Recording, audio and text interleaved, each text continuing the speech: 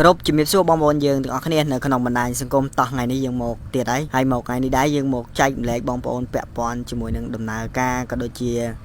ដំណើរការប្រព័ន្ធភ្លើងប្រឆេះរបស់ម៉ូតូធម្មតារបស់យើងបងប្អូនហើយសម័យកាលឥឡូវនេះគេអាប់ដេតច្រើនពាក់ព័ន្ធជាមួយនឹងប្រព័ន្ធភ្លើងប្រឆេះគឺគេអាប់ដេតច្រើនមែនតើប៉ុន្តែនៅឡើយម៉ូតូមួយចំនួនដែលនៅប្រើប្រព័ន្ធភ្លើងប្រភេទនេះហើយវីដេអូនេះដែរយើងធ្វើផ្ញើជូនបងប្អូនជាពិសេសដែលកំពុងសិក្សារៀនសូត្រពាក់ព័ន្ធជាមួយជំនាញជាងម៉ូតូបងប្អូនទស្សនាវីដេអូនេះគឺត្រឹមត្រូវហើយបងប្អូនហើយវីដេអូនេះដែរយើងមកទស្សនាពីដំណើរការក៏ដូចជាចរន្តភ្លើងប្រឆេះរបស់យើងបងប្អូនតើវាចាប់ផ្ដើមដំណើរការពីខាងណាទៅខាងណាមុនហើយ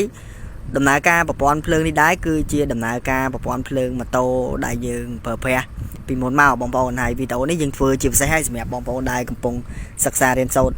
កាលណាយើងមិនដឹងពីមូលដ្ឋានគ្រឹះក៏ដូចជាយើងមិនដឹងពីប្រវត្តិនៃការតប្រព័ន្ធភ្លើងម៉ូតូស៊េរីចាស់ក៏ដូចជាម៉ូតូពីមុនទេអាហ្នឹងក៏យើងពិបាកក្នុងការសិក្សារៀនសូត្រឆ្ពោះទៅមុខទៀតដែរបងប្អូនហើយបញ្ហាទាំងអស់នេះដែរវាធ្វើឲ្យយើងតែជាជាងដៃថ្មីហ្នឹងវាមានភាពសពេចសពិលពាក់ព័ន្ធជាមួយនឹងការរៀនសូត្រពាក់ព័ន្ធជាមួយនឹងជំនាញជាងម៉ូតូនេះបងប្អូនហើយប្រព័ន្ធភ្លើងនេះដែរគឺសំខាន់សម្រាប់ម៉ូតូរបស់យើងបងប្អូនកាលណាយើងចេះពួកស៊េរីចាស់អញ្ចឹងស៊េរីថ្មីក៏វាអត់មានអីពិបាកដែរបងប្អូនអាហ្នឹងហើយដែលគេហៅថាមូលដ្ឋានគ្រឹះពីខាងក្រោមបងប្អូនហើយបើសិនជាបងប្អូនអត់ចេះអាហ្នឹងទេវាប់ឡើងបងប្អូនទៅរកប្រព័ន្ធ ECM ប្រព័ន្ធអីហ្នឹងគឺយ៉ាប់ហើយបងប្អូនអញ្ចឹងយើងត្រូវដឹងលម្អិតពីមូលដ្ឋានគ្រឹះបងប្អូនហើយប្រព័ន្ធភ្លើងប្រឆេះរបស់យើងនេះដែរអត់មានច្រើនទេបងប្អូនចំពោះម៉ូតូពីមុនដូចជាអសង្ការ៉េអសង្ស៊េរីចាស់តែនៅឡើយនៅប្រើទេបងប្អូនប្រព័ន្ធភ្លើងប្រភេទហ្នឹងអាគប់អីហ្នឹងក៏នៅប្រើដែរបងប្អូនហើយប្រព័ន្ធភ្លើងរបស់វាដូចជាមិនមានភាពស្មុគស្មាញដូចពួក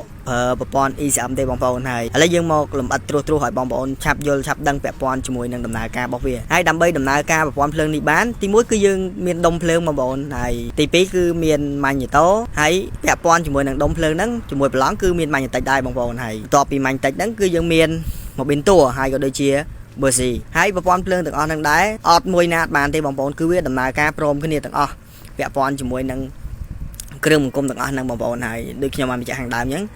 ទី1ដុំភ្លើងទី2ម៉ាញ់តិចទី3ម៉ាញ់តូទី4ម៉ូប៊ីនតួហើយទី5គឺប៊ឺស៊ីបងប្អូនអញ្ចឹងគ្រឿងបង្គុំទាំងអស់ហ្នឹងវាធ្វើឲ្យចលនាប្រព័ន្ធភ្លើងយើងអាចដំណើរការបានវាអាស្រ័យពឹងផ្អែកទៅលើគ្រឿងបង្គុំទាំងអស់ហ្នឹងហើយលំហូរខ្សែចរន្តខ្សែហ្នឹងវាមានពណ៌មួយតំណាងនៃខ្សែភ្លើងចេញខ្សែភ្លើងចូលរបស់វាបងប្អូនហើយបងប្អូនអាចចូលរួមទស្សនាវីដេអូហ្នឹងទៅបងប្អូននឹងទទួលបានចំណេះដឹងពិតប្រាកដពីខាងយើងខ្ញុំហើយវីដេអូរបស់យើងមានប៉ុណ្ណឹងអរគុណគ្រប់លាទាំងអស់គ្នាបាយបាយ